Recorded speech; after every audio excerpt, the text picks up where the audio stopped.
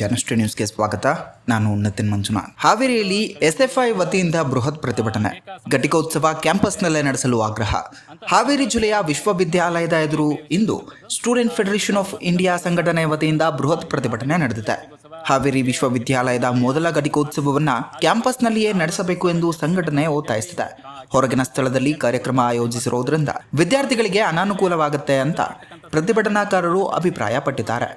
ಈ 3 ವರ್ಷದಲ್ಲಿ ವಿಶ್ವವಿದ್ಯಾಲಯನ ಮುಚ್ಚಿರುವಂತಕ್ಕಂತೇಳಿ ಸರ್ಕಾರ ಮುಂದೆ ಹೋಗಿದಾಗ ವಿದ್ಯಾರ್ಥಿಗಳ ನೇತೃತ್ವ ಸಾಕಷ್ಟು ಪ್ರಗತಿಪರ ಸಂಘಟನೆಗಳು, ಸಂಘ ಸಂಸ್ಥೆಗಳು ಇಡೀ ಹಾವೇರಿ ಜಿಲ್ಲೆನೇ ಹೋರಾಟ ಮಾಡಿ ಈ ವಿಶ್ವವಿದ್ಯಾಲಯ ಉಳಿಸ್ಕೊಳ್ಳಿಕ್ಕೆ ಸಾಧ್ಯ ಇತ್ತು.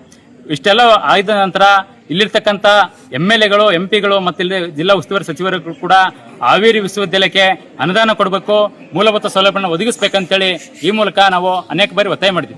ಒತ್ತಾಯ ಮಾಡಿದ ಮೇಲೆ ಕೂಡ ಈಗೇನು ನೀಡ್ತಕ್ಕಂತಹ ಹಾವೇರಿ ವಿಶ್ವವಿದ್ಯಾಲಯದ ಮೊದಲ ಘಟಿಕೋತ್ಸವನ ನಗರದಲ್ಲಿರ್ತಕ್ಕಂಥ KLE ಕಾಲೇಜಿನಲ್ಲಿ ಮಾಡ್ತಾ ಇರ್ತಕ್ಕಂಥದ್ದು.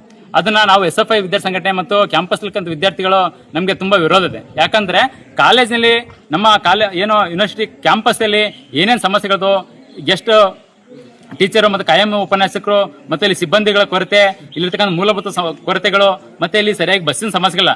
ಯಾಕಂತಂದ್ರೆ ವಿದ್ಯಾರ್ಥಿಗಳ ಶ್ರಮದ ಫಲವಾಗಿ ಘಟಿಕೋತ್ಸವವನ್ನು ತಮ್ಮದೇ ಕ್ಯಾಂಪಸ್ನಲ್ಲಿ ಆಚರಿಸುವುದು ಗೌರವದ ವಿಷಯವಾಗಿದ್ದು, ಆಡಳಿತ ಮಂಡಳಿ ವಿದ್ಯಾರ್ಥಿಗಳ ಭಾವನೆಗೆ ಸ್ಪಂದಿಸಬೇಕು ಎಂದು SFI ಆಗ್ರಹಿಸಿದೆ. ಇದೇ ವೇಳೆ ವಿದ್ಯಾರ್ಥಿಗಳ ಅನುಕೂಲತೆ, ಸಾರಿಗೆ ವ್ಯವಸ್ಥೆ ಹಾಗೂ ಮೂಲಭೂತ ಸೌಕರ್ಯಗಳನ್ನು ಪರಿಗಣಿಸಿ ತಕ್ಷಣ ಸೂಕ್ತ ನಿರ್ಧಾರವನ್ನು ಕೈಗೊಳ್ಳಬೇಕು ಎಂದು ಸಂಘಟನೆ ಮನವಿ ಮಾಡಿದೆ.